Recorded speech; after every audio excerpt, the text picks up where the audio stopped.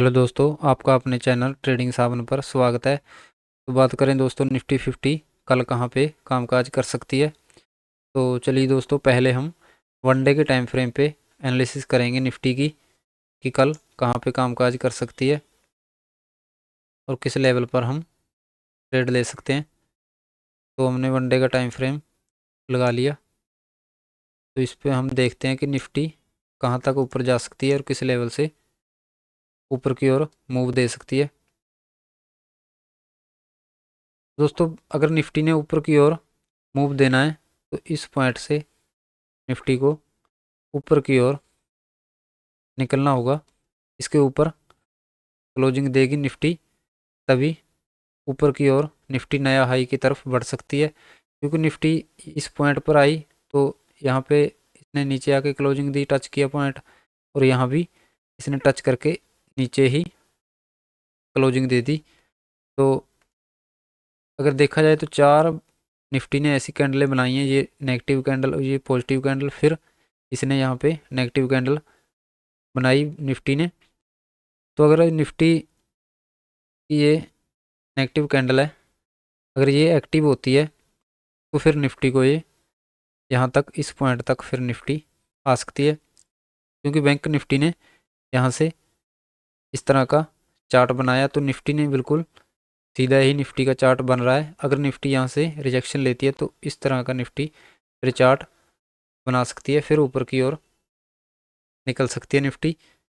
तो चलिए दोस्तों, निफ्टी में हम 5 मिनट के टाइम फ्रेम पे एनालिसिस करते हैं कि कल हम किस तरह निफ्टी में कामकाज कर सकते हैं और क्या हमारी एनालिसिस बन रही है।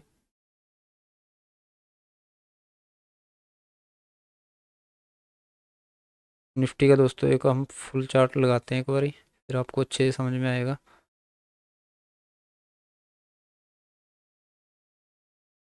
तो निफ्टी में दोस्तों एक तो ये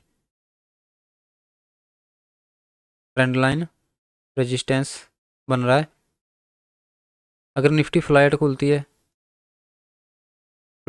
है यहीं पे और ऊपर की ओर निकलती है और इस पे रिटेस्ट करती है और हल्का सा हमको स्विंग भी मिल जाएगा, फिर हम यहाँ पे एसएल रख सकते हैं और फिर हमारा टारगेट इस स्विंग तक फिर हम कॉल साइड फोकस कर सकते हैं। अगर निफ्टी गैप अप खुलती है इसी पॉइंट के आसपास, निफ्टी गैप अप खुलती है, तब हम एक और लाइन लगा के ऊपर 10-15 पॉइंट का फिर हम एसएल रखेंगे और फिर हमारा टारगेट लाइन तक फिर हम पुट में फोकस करेंगे। अगर दोस्तों यहाँ पे कहीं निफ्टी खुलती है तो फिर हम वेट करेंगे, या तो निफ्टी यहाँ पे आए क्योंकि ये पास है रेजिस्टेंस, यहाँ से आए और फिर निफ्टी यहाँ से नीचे रिजेक्शन ले और फिर यहाँ तक आए, फिर हम यहाँ तक आने का वेट करेंगे। फिर भी हमारा एसएल यहीं पे रहेगा और फिर भी हम पुट साइड ही फोकस करेंगे। अगर दोस्तों निफ्टी इस पॉइंट को ब्रेक करती है नीचे की ओर, या तो यहाँ पे खुले और इस पॉइंट को ब्रेक करे, तो फिर हमारा फर्स्ट टारगेट पुट में यहाँ तक रहेगा और दूसरा टारगेट हमारा पुट में यहाँ तक रहेगा। अगर निफ्टी यहाँ गैप डाउन खुलती है, यहीं कहीं गैप डाउन खुल जाती है, तब हम वेट करेंगे कि या तो निफ्टी इस पॉइंट तक आए, यहाँ पे हमारी कॉल की एंट्री बनेगी, फिर हम 10-20 पॉइंट का नीचे एसएल रखेंगे और फिर हमारा टारगेट यहाँ तक प्लानिंग करेंगे हम कॉल में। अगर निफ्टी यहाँ पे खुलती है तब हम यहाँ तक का आने का वेट करेंगे कि यहाँ पे आए निफ्टी और फिर हम कॉल साइड एंट्री लेंगे, फिर हमारा टारगेट यहाँ तक बन सकता है। तो चलिए दोस्तों, इसी वीडियो में बात करते हैं बैंक निफ्टी। बैंक निफ्टी में कल कहाँ पे कामकाज कर सकते हैं। तो बैंक निफ्टी का हम चार्ट ओपन करते हैं।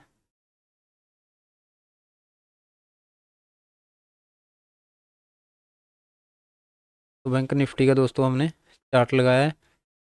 तो डे के चार्ट पर तो हमने एनालिसिस कर ली कि निफ्टी बैंक निफ्टी यहाँ से ऊपर की ओर, यहाँ से सपोर्ट लेके ऊपर की ओर निकल रही है। तो बैंक निफ्टी में दोस्तों 43,860 का एक रेजिस्टेंस है यहाँ पे। ऊपर बैंक निफ्टी में रेजिस्टेंस नज़दीक नज़दीक ही बन रहे हैं, तो हम 15 मिनट के टाइम फ्रेम पर चलते हैं।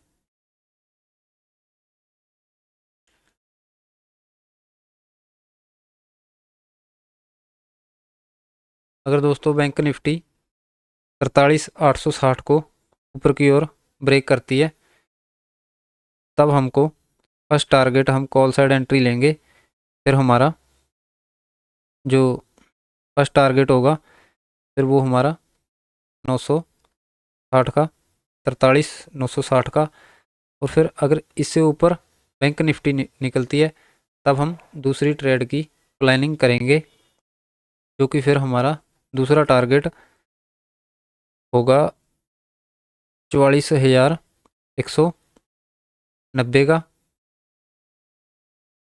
44,190 का अगर बैंक निफ्टी इस लेवल को ऊपर की ओर ब्रेक करती है और होल्ड करती है इस लेवल के ऊपर, तब हम दूसरी ट्रेड की तरफ जाएंगे। फिर हमारा कॉल साइड दूसरा टारगेट फिर हम यहाँ तक रखेंगे। नहीं, अगर नहीं होल्ड कर पाती इस लेवल के ऊपर, तब हम इसके लिए फोकस नहीं करेंगे।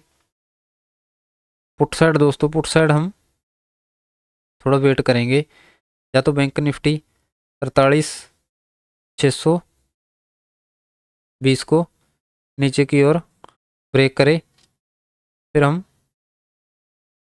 पुट साइड एंट्री लेंगे।